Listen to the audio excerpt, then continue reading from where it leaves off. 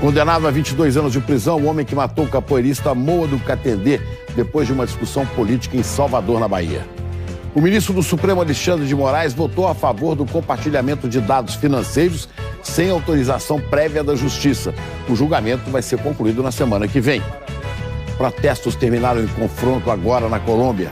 O presidente Ivan Duque disse que está aberto ao diálogo com os manifestantes que são contra o pacote econômico do governo. E a gente mostra a ansiedade dos flamenguistas que já tomaram as ruas de Lima para a final da Libertadores amanhã. Falta mais nada, né, cara? Agora só falta o bico, completar a felicidade. Hoje é sexta-feira, dia 22 de novembro. O Bom Dia Brasil está começando agora.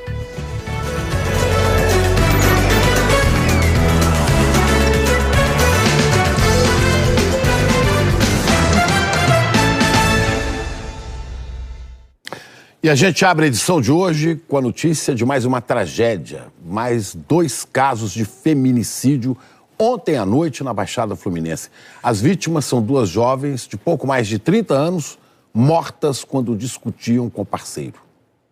Adriana Valério morreu no dia do aniversário de 33 anos. Antes da festa, o namorado, Lucas Lemos Lopes, foi até a casa de Adriana em Belfor Roxo, na Baixada Fluminense. Ele é pai de um dos 3 filhos dela, de 4 anos. Testemunhas contaram à polícia que, enquanto as crianças assistiam televisão na sala, Lucas enforcou Adriana no quarto e fugiu. A polícia está à procura dele e também investiga outro caso de feminicídio que aconteceu em Belfor Roxo ontem à noite. Jéssica da Silva Salles tinha 31 anos. Um parente contou à polícia que Jéssica tinha ido à casa do ex-namorado, Osmar Antônio Oliveira, para buscar roupas e objetos pessoais que tinham ficado lá depois que os dois terminaram o namoro. Eles discutiram e Osmar esfaqueou a ex-namorada, que morreu na hora. Depois da briga, ele se feriu com a faca. O homem buscou socorro e foi preso no hospital. Osmar Antônio pode pegar até 30 anos de prisão. E mais casos de covardia que se multiplicam pelo país. No interior de São Paulo, a polícia prendeu um homem que agrediu e tentou matar uma adolescente. Câmeras de segurança registraram a agressão numa das principais avenidas de Presidente Prudente na tarde da última quarta-feira. Olha aí, o homem pega a vítima pelo braço, leva até a faixa de pedestre e tenta jogá-la na frente de um carro. As agressões continuam com puxões pelos braços e cabelos. A polícia diz que os dois viviam juntos há 6 meses e o homem, preso em flagrante, confessou que agrediu a mulher por ciúmes. Diante disso, em Minas Gerais, policiais militares estão sendo treinados para tentar melhorar o atendimento a mulheres vítimas da violência e evitá-la, né? Juliana Perdigão, em Belo Horizonte, fala com a gente. Minas Gerais foi o estado com o maior registro de casos de feminicídio no ano passado, né, Juliana? Bom dia. Exatamente, Chico. Bom dia para você, bom dia para todos. Olha, foram mais de 150 casos em 2018.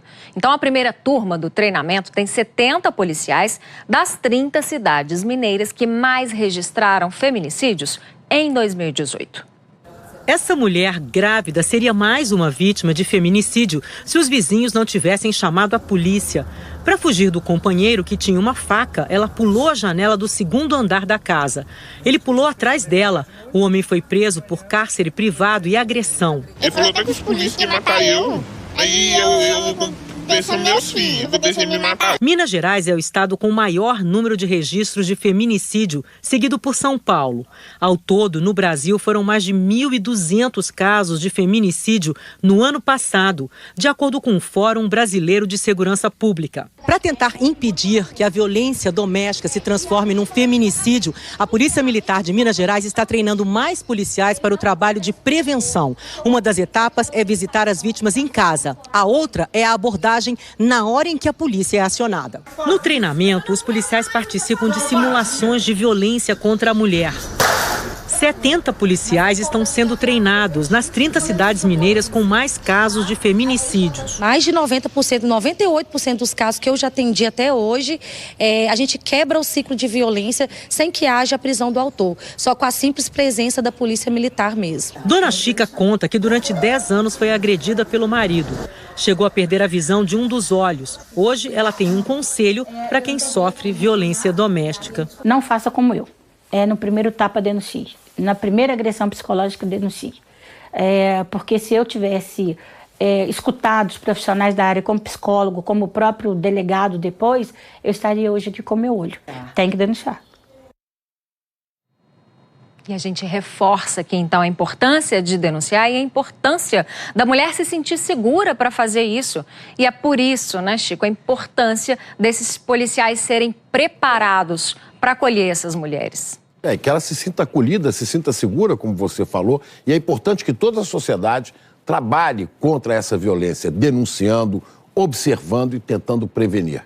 Né? É isso aí. Sim. E que o policial, você que é policial, né, pense sempre, ao ver uma mulher numa situação dessa, que poderia ser sua irmã, sua filha, a mudança de comportamento é imediata. E mais um caso de criança morta em São Paulo, em que os pais são suspeitos. Vamos falar com o Rodrigo Bocardi, mais uma tristeza, né? Um bebê de 2 meses de vida estava com sinais de agressão. Nada explica isso, né, Rodrigo? Bom dia. 2 dias seguidos, né, Chico? Um bom dia para você, bom dia a todos. A polícia foi chamada para uma ocorrência de briga de casal e encontrou o bebê já sem vida. O Felipe Gonçalves, ele está em Guarulhos, na delegacia ali, onde há investigação sobre este caso, e traz mais detalhes para a gente dessa história lamentável. Bom dia. Bom dia, Rodrigo. Bom dia a todos. Erielton de Souza Silva e Francisca Suziane Pereira de Lima foram presos em flagrante e indiciados pelo crime de homicídio qualificado. Os policiais disseram que quando eles chegaram aqui na delegacia, um acusou ao outro pela morte do próprio filho.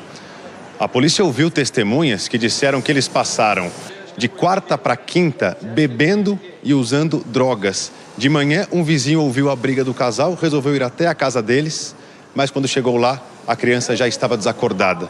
O bebê só foi levado até o hospital pelos policiais que foram chamados por uma outra vizinha, mas aí já era tarde. Ele já estava sem vida, infelizmente, Rodrigo. Obrigado pelas informações, viu? Qualquer novidade, só chamar aqui. Com relação ao outro caso, né, ainda sobre maus tratos contra crianças, a Corregedoria da Justiça está apurando se houve falha na concessão da guarda provisória à avó materna da menina Micaele. Micaele, de 3 anos, que chegou sem vida no hospital com sinais de agressão na terça passada. Segundo as psicólogas que fizeram o relatório, até o momento não havia dados suficientes para concluir se a criança se encontrava em situação de risco. E ainda aqui em São Paulo, a apreensão de mais de R$1,5 milhão em armas na zona leste da capital. Dá uma olhada nas imagens. Fuzis, pistolas e até armamento antiaéreo estavam atrás de uma parede falsa que teve que ser destruída com marretadas, ó. As armas eram usadas em assaltos, assalto a carro forte, empresas de valores e etc, viu, Chico? Que situação, hein? Que coisa, Rodrigo. Obrigado. E o homem que matou o mestre de capoeira Moa do Catendê no ano passado em Salvador, no período eleitoral, foi condenado a 22 anos de cadeia, regime fechado. O crime aconteceu depois de uma discussão sobre política. O crime foi em outubro do ano passado, logo depois do primeiro turno da eleição presidencial. Romualdo Rosário da Costa, conhecido como Moa do Catendê, foi morto com 13 facadas pelas costas num bar no bairro do Tororó, em Salvador. Segundo testemunhas, Moa do Catendê conversava sobre política, quando o barbeiro Paulo Sérgio Ferreira de Santana começou uma discussão. Testemunhas contaram que o barbeiro saiu do bar e algum tempo depois voltou para atacar o capoeirista e o primo dele, que foi ferido no braço. Paulo Sérgio confessou o crime. No julgamento, que não pôde ser filmado, Sérgio disse que foi xingado primeiro e admitiu que estava bebendo desde cedo no dia do crime. Foram quase 12 horas de julgamento, mas os jurados levaram pouco mais de meia hora para chegar ao veredito. O barbeiro Paulo Sérgio Santana foi condenado a 22 anos e 1 mês de prisão pela morte de mestre Moa e pela tentativa de homicídio do primo do capoeirista. A defesa disse que vai recorrer. Para os familiares, a justiça foi feita. Essa estrela nunca vai se apagar, a gente vai sim dar seguimento e mestre Moa vivo, presente, e a justiça foi feita, graças a Deus. O advogado de defesa do assassino disse que vai recorrer da decisão e como ele já estava preso preventivamente, o barbeiro Paulo Sérgio, de 37 anos, voltou para o presídio, onde então vai cumprir essa pena. E vamos agora falar de emprego no país. O número de vagas criadas em outubro aumentou pelo 7º mês seguido. Vamos ver aqui. Segundo dados do Cadastro Geral de Empregados e Desempregados, no mês passado foram criados 70.852 vagas com carteira assinada em todo o país. Houve abertura de vagas em todas as regiões do Brasil, mas o número maior está no Sul e no Nordeste. Mais da metade dos empregos criados foram no comércio, você vê aqui. Outubro é o mês em que começam as contratações temporárias de Natal. Na outra ponta, a gente tem a agropecuária, que foi o setor que mais demitiu. No acumulado de janeiro a outubro, foram abertas mais de 840 mil vagas, aumento de mais de 6,5% em relação ao mesmo período do ano passado. O Brasil é sede de quase 2.000 eventos por ano, um mercado bilionário, mercado que gera milhares de empregos temporários. Vamos voltar a São Paulo. Rodrigo, São Paulo é que recebe a maioria dessas feiras, desses eventos, né?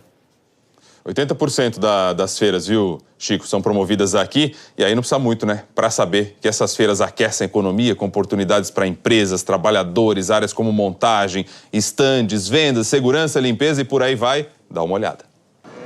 Se a ideia é ver e ser visto, as feiras são um bom negócio. Para quem vende e para quem compra. Eu acho que é um lugar onde a gente pode encontrar diversidade e num preço legal, bacana para o consumidor. O Brasil realiza, em média, 2.000 feiras por ano. 80% delas são em São Paulo.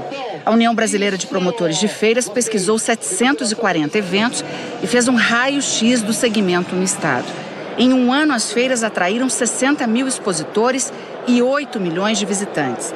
Geraram 305 bilhões de reais em negócios e muitos empregos temporários. É um ambiente muito democrático. Você pode ter um estande de 2 metros quadrados dentro do Sebrae e um estande de 1.000 metros quadrados de uma grande empresa. Uma feira de tamanho médio que atrai 10 mil visitantes emprega cerca de 4 mil trabalhadores só na fase de montagem dos estandes. Essa empresa aqui, que atua no segmento há 9 anos, chega a aumentar as contratações em até 40%. A empresa cria o desenho do projeto, depois constrói e monta. Entrega prontinho. A gente consegue agregar a mão de obra, trazer trabalho, gerar renda muito mais rápido que qualquer outra indústria. A Helena e a Cristiane, as duas desempregadas, foram chamadas para a limpeza nesta feira de artigos para bebês. Você sempre trabalha com feiras e eventos? Não, é a minha primeira vez. É uma oportunidade, né? Ajuda a gente a pagar as dívidas, né? Eu tô super feliz. Tem 2 anos que a Natália engravidou e ficou sem trabalho. Hoje vive de bicos e vagas temporárias, como esta, de vendedora num estande. Você ganha mais do que registrado, né? Porque eles pagam por dia. E é um valor bom que dá para ajudar bastante durante a semana. Você já sabe o que você vai fazer com esse dinheiro? Pagar a dívida e comprar as coisas do meu filho.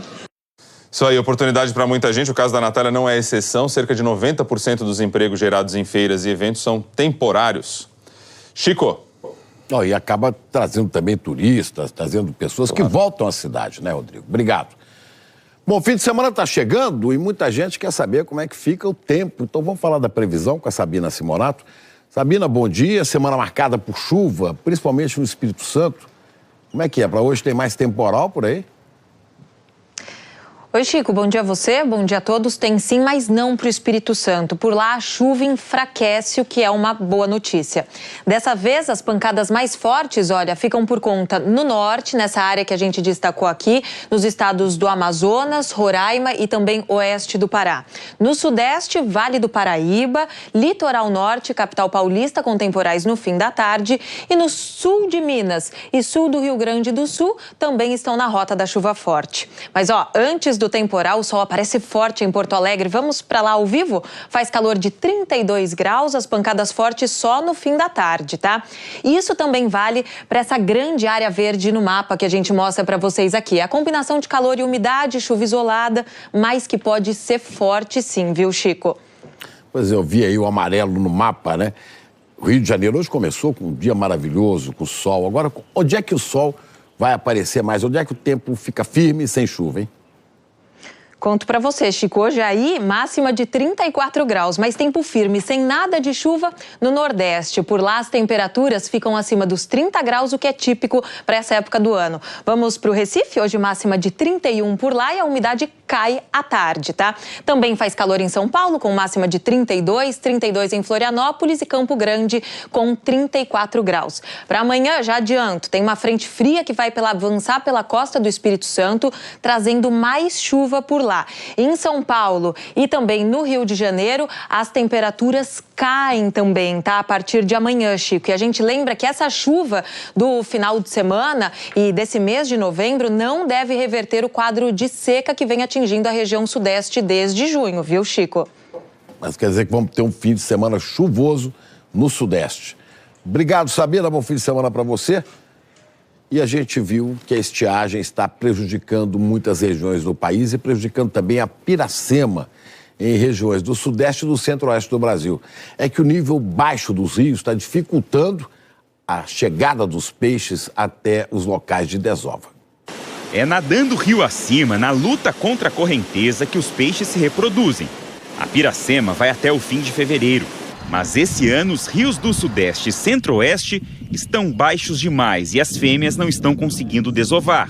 Famílias ribeirinhas que vivem próximas ao córrego do Abóbora, um braço do Rio Grande, no interior de São Paulo, estão preocupadas. Tem peixe que a gente pega, ele tá com a ova seca, né? Dá um caroço, na barriga dele tá um tipo de um caroço. O problema chamou a atenção desse professor, doutor em reprodução animal. Nessa situação, as fêmeas não desovam, então vai haver uma menor quantidade de filhotes nascidos. Na divisa de São Paulo com Minas Gerais, o nível do reservatório da usina de Marimbondo está em 19%, em Água Vermelha, 17% e em Furnas, 15%. Na usina de São Simão, que fica entre Minas Gerais e Goiás, o reservatório está em 19%. E na hidrelétrica de Corumbá 4, o volume de água está em 16%. O problema é que desde 2014, quando o Brasil registrou uma das piores crises hídricas da história, o nível dos reservatórios vem ficando abaixo do esperado. As informações são do Operador Nacional do Sistema.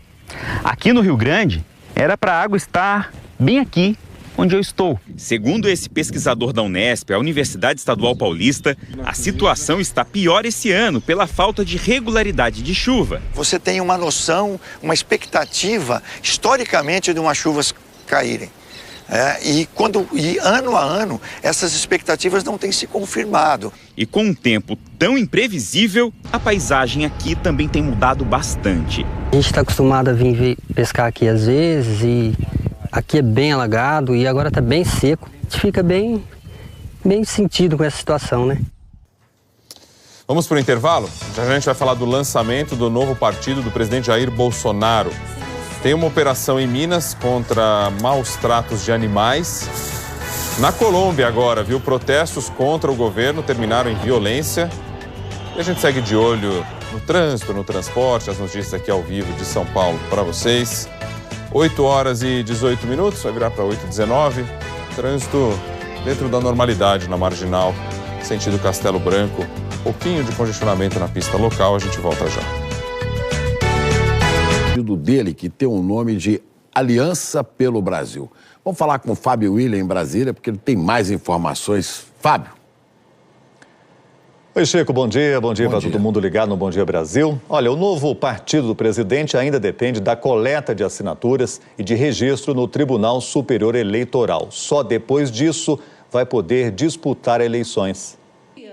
Jair Bolsonaro se desfiliou esta semana do PSL, sigla pelo qual se elegeu presidente em outubro do ano passado.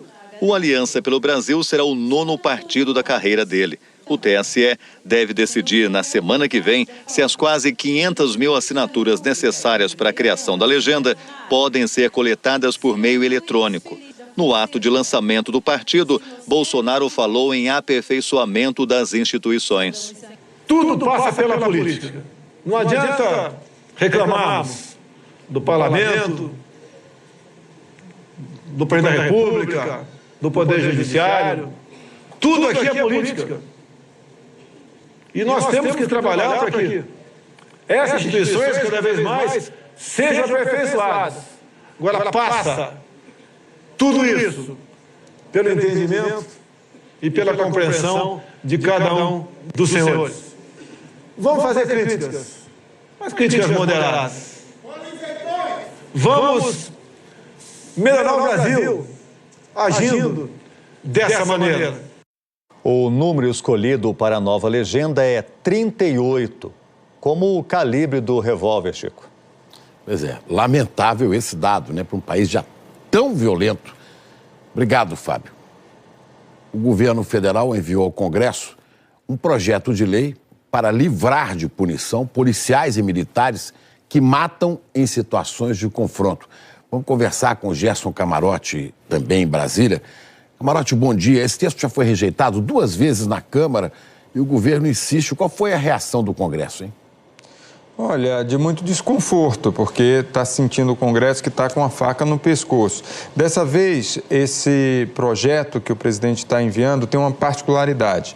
É criar o excludente de ilicitude, que é justamente essa isenção, caso haja excesso de militares, de policiais em operações, nessas operações da garantia da lei e da ordem, Chico. Mas mesmo assim, esse projeto semelhante foi debatido, inclusive naquele grupo de trabalho que analisa o pacote anticrime, e foi excluído. Por quê? Porque não há consenso no Congresso. E foi lançado justamente, o anúncio foi feito durante o lançamento do novo partido do presidente. Então ficou como uma pauta mais partidária do que pauta de país. E aí os líderes avaliam da seguinte forma: olha, fazer esse tipo de lançamento de forma partidária, isso atrapalha a agenda econômica do país, que deveria ser prioridade do governo. É isso que eu ouvi ao longo do dia de ontem. E a pauta podia ser a da pacificação, né? De mais condições de trabalho, de segurança para policiais e militares. Né? O número de mortes, tanto de policiais como de bandidos, tem crescido enormemente no país, e de pessoas inocentes também, Camarote. Agora, existe uma pressão para o governo voltar a esse assunto? Por que isso? Olha, existe sim, a pressão, ela vem das Forças Armadas, Chico. Eu estava conversando com integrantes das Forças Armadas que me falaram a seguinte avaliação: o militar, ele não é formado para policiamento. Então, quando tem esse tipo de situação, é preciso uma lei especial para garantir a situação desses militares. Essa é a argumentação que tem sido levada pelos militares ao presidente Jair Bolsonaro, por isso ele insistindo. Mas ele faz uma espécie de, até mesmo de chantagem, quando condiciona a aplicação da garantia da lei e da ordem em estados, ou seja, garantir essas forças especiais em momentos de dificuldade, a aprovação desse projeto. Então, por isso, causou muito mal-estar no Congresso Nacional. Chico. Obrigado, Camarote. E no Supremo Tribunal Federal, empatou o placar o julgamento sobre o compartilhamento de dados financeiros por órgãos de fiscalização sem autorização prévia na Justiça. Vamos voltar a falar com o Fábio, porque ontem o ministro Alexandre de Moraes, ele divergiu do voto do presidente do STF, do presidente Dias Toffoli. É isso, Chico. O ministro Alexandre de Moraes foi o único a votar ontem. Ao contrário do relator, ele considera que não é necessária a prévia autorização judicial para que o Ministério Público e as polícias recebam a íntegra de documentos. Segundo o ministro, o direito fundamental ao sigilo não pode proteger criminosos. A sessão começou com esclarecimentos do presidente do Supremo e relator da ação, ministro Dias Toffoli, sobre o voto que deu na véspera. O julgamento é sobre uma ação específica, mas será usado como parâmetro para todos os casos semelhantes, em que órgãos de controle, como Receita Federal e Unidade de Investigação Financeira, compartilhem dados com investigadores. Dias Toffoli explicou que os relatórios de inteligência feitos pela UIF, antigo COAF, preservam o sigilo financeiro dos contribuintes e, por isso, podem ser repassados ao Ministério Público ou às polícias sem autorização da Justiça. Mas, no caso da Receita Federal, o voto do ministro faz uma restrição. Afirma que o órgão não pode repassar documentos sigilosos detalhados, como extrato bancário e declaração do imposto de renda. O ministro Alexandre de Moraes discordou de Dias Toffoli sobre a necessidade de consultar a Justiça para que a Receita compartilhe informações com os investigadores. Ele afirmou que o órgão pode compartilhar dados completos, inclusive documentos com o Ministério Público, sem o aval da Justiça, porque não se trata de quebra de sigilo. Alexandre de Moraes disse que o direito ao sigilo não pode ser usado para proteger criminosos. Não é essa a finalidade das garantias individuais, das liberdades públicas, possibilitar uma verdadeira redoma protetiva para que as organizações criminosas, os criminosos possam atuar. O ministro divergiu de Toffoli também ao considerar que os relatórios de inteligência feitos pela UIF, ex-COAF, podem ser usados como prova e não apenas como um meio para se chegar às provas. Alexandre de Moraes diz que o Ministério Público pode sim pedir dados livremente à UIF, desde que uma investigação esteja sendo feita. A origem desse julgamento no Supremo é um caso referente a um posto de gasolina em Americana, interior de São Paulo, que multado pela Receita Federal e condenado, que foi multado pela Receita Federal e condenado em primeira instância. Alexandre de Moraes concordou com o relator para manter a condenação dos donos do posto. Ainda faltam os votos de 9 ministros. O julgamento vai ser retomado na quarta-feira da semana que vem. A gente vai para o intervalo, já vamos falar da prisão em Minas do dono de uma clínica veterinária, veja só, por maltratar animais. E ainda as notícias de São Paulo, agora 8h30, aí a Avenida Luiz Inácio de Anhanha-Melo, com uma imagem ao vivo para você lá na zona leste de São Paulo. A gente volta já com mais detalhes.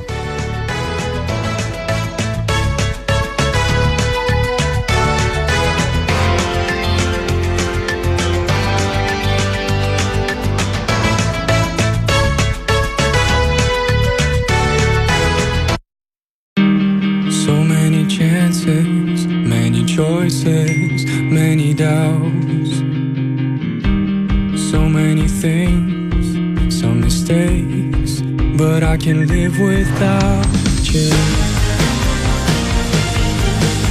Ousadia muda tudo. Chegou o HB20 nova geração. Ousado como nunca. Novo como sempre. Versões a partir de R$ 46.490 à vista. Estamos de volta para falar de um caso inusitado. Olha, a polícia de Minas Gerais prendeu agora de manhã o dono de uma clínica veterinária que é acusado de maus tratos em animais. Mas o mais estranho é que ele é suspeito de congelar animais mortos para continuar cobrando dos donos pela internação dos bichos, né, Juliana? Surreal essa história, né, Chico? E olha que esse é só um entre vários crimes que estão sendo investigados por lá. O Ricardo Melo está acompanhando a operação da polícia e tem mais informações. Bom dia, Ricardo. Oi, Juliana, bom dia. A gente está aqui em frente à clínica. O veterinário Marcelo Dairel ainda está lá dentro com a polícia.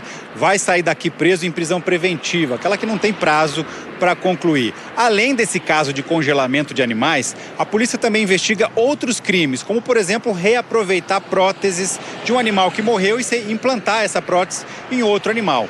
Uso de medicamentos de humanos em animais, venda de medicamentos proibidos. Além disso, um caso grave que foi apontado pela polícia, uma testemunha disse que aqui tinha um comércio de sangue para transfusão de outros animais. E sabe de onde saía esse sangue?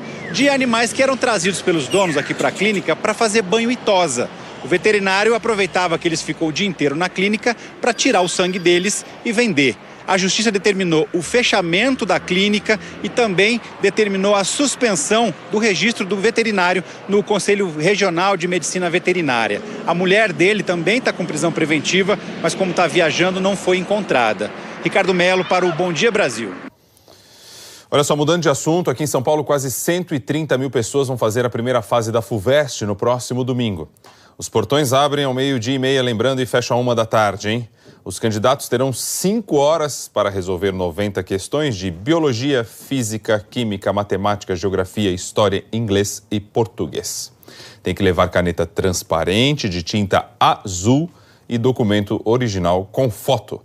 A régua também tem que ser transparente. E os estudantes podem usar lápis ou lapiseira, apontador e borracha para o rascunho.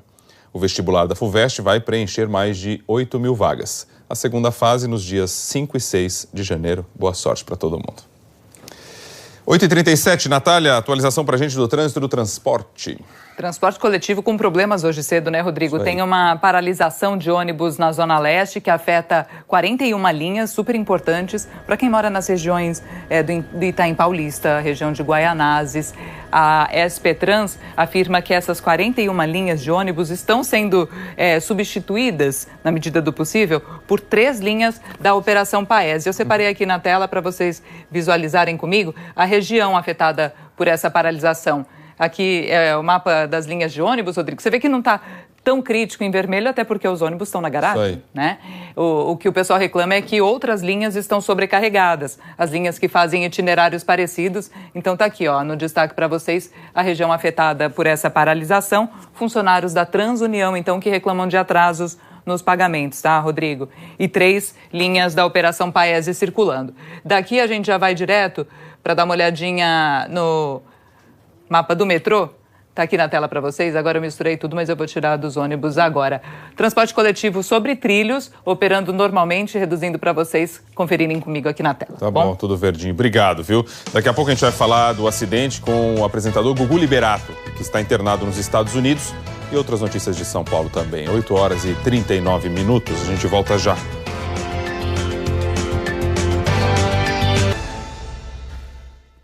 Agora vamos falar sobre o estado de saúde do apresentador da TV Record, Gugu Liberato, que está internado no hospital na Flórida, nos Estados Unidos.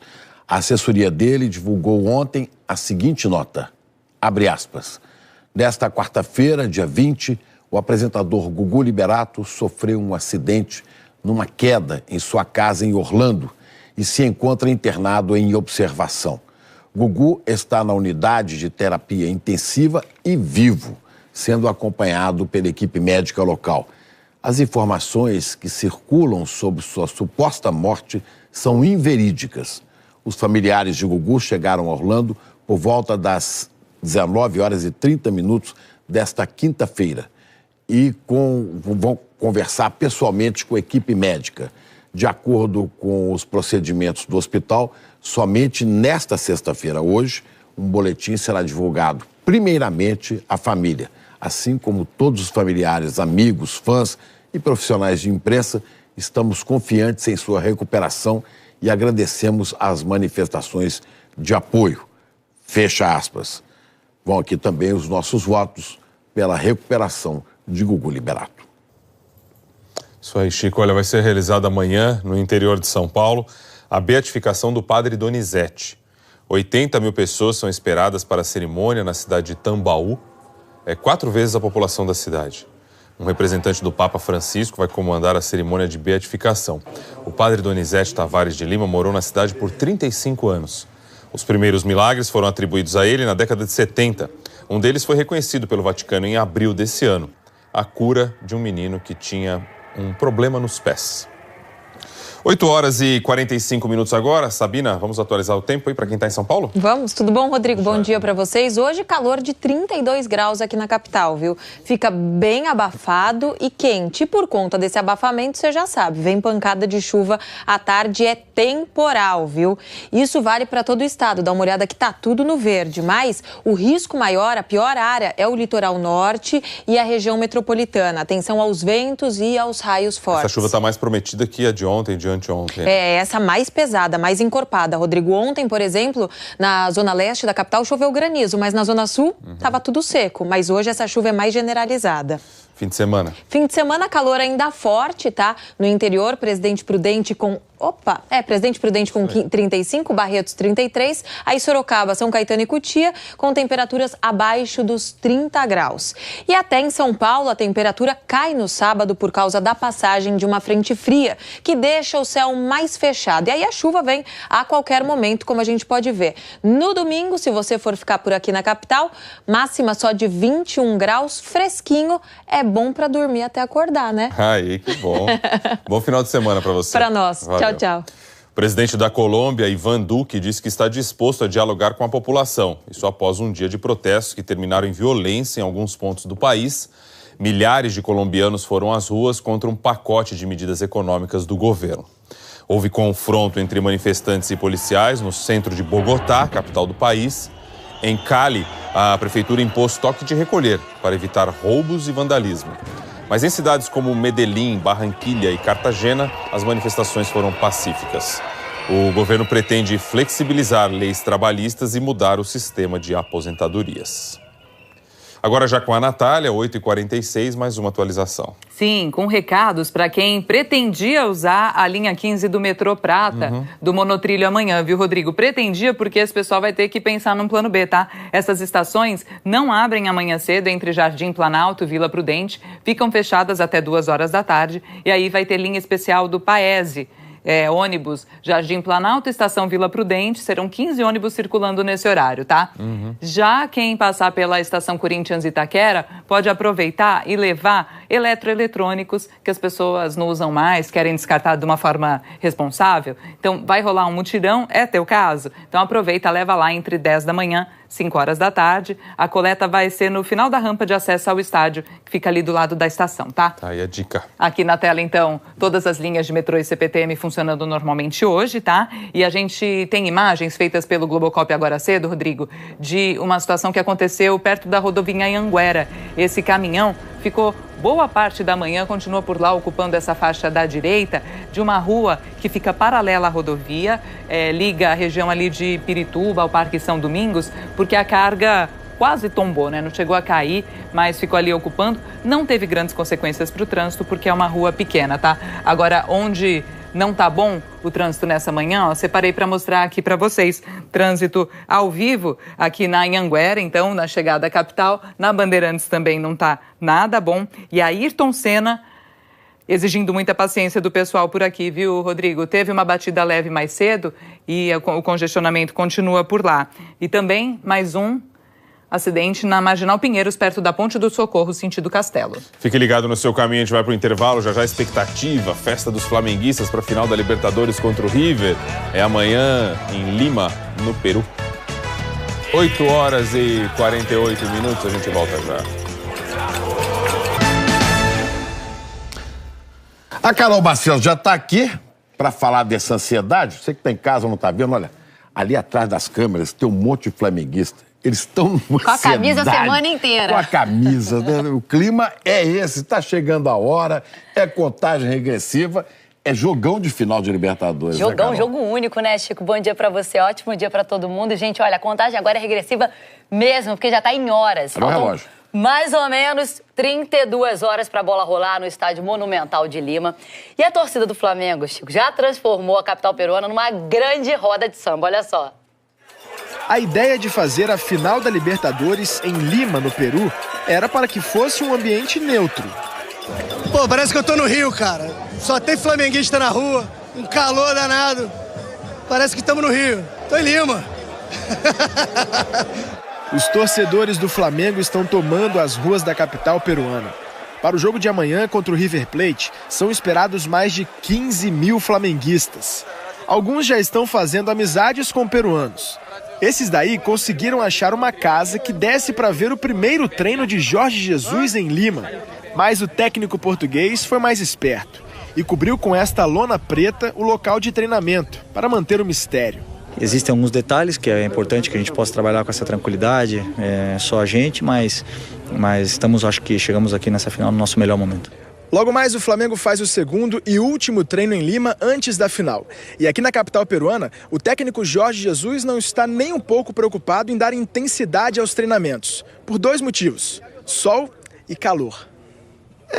Falaram que estava mais fresco aqui, né? Tava mais frio, mas o calor a gente já está acostumado. Lá no Rio de Janeiro não tem como fugir desse calor. Que hoje tá quente, tá? Porque vocês estão tudo suando aí, eu tô vendo. Sol, calor, praia, samba, pra Lima virar o Rio de Janeiro. Falta mais nada, né, cara? Agora só falta o bico, completar a felicidade. Claro que a torcida do Flamengo tá confiante, ainda mais diante do futebol que o Flamengo tem mostrado esse ano, né? Mas do outro lado, gente, vai encarar um gigante argentino. Super experiente quando se trata de final de Libertadores. Esse gigante argentino vai para a 7ª final de Libertadores. O River Plate conquistou 4 títulos na história, sendo 2 nos últimos 4 anos.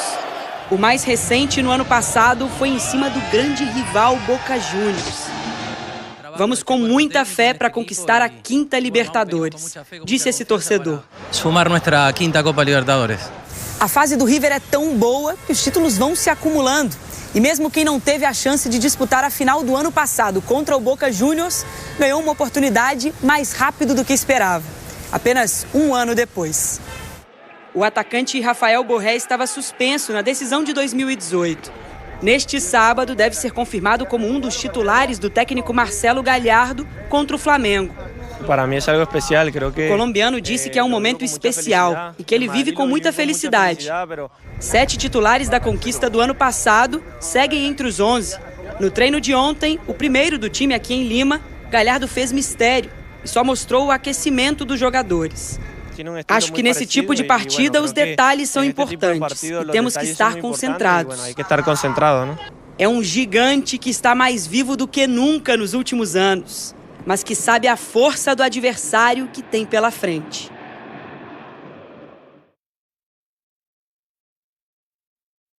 Tá chegando a hora, 2 gigantes, Chico, né, 2 Carol? gigantes. E é muito bom. Como diz o Skank, né? Que bom é uma partida de futebol. Não é? Decisão em jogo único. Amanhã, a partir das 5 da tarde, horário de Brasília, aquela regressiva. Flamengo e River Plate vão definir o título da Libertadores. Eu vou ver o jogo. Não vou estar aqui, mas vou ver o jogo. Aliás, semana que vem eu vou estar fora a semana. Mas vamos ver o jogo. Que jogão de futebol a gente gosta de ver, né, Bocardi?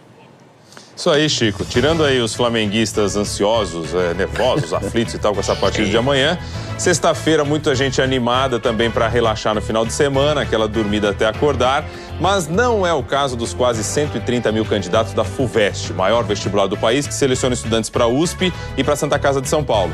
A prova da primeira fase será no domingo, abertura dos portões, lembrando então, 12h30, fechamento 1 da tarde. Na página do Bom Dia Brasil você encontra mais informações. Boa sorte aos candidatos, bom final de semana para todo mundo e até segunda. Bom, aqui com final ou sem final, a Polícia Federal cumpre 2 mandados de busca e apreensão esta manhã aqui em Brasília. Os investigadores apuram recebimento indevido de valores por um ex-diretor da ANEEL, a Agência Nacional de Energia Elétrica, para favorecer empresas. Segundo as investigações, o prejuízo aos cofres públicos passam de 12 milhões de reais. Uma ótima sexta, um excelente fim de semana para todo mundo. E por aqui,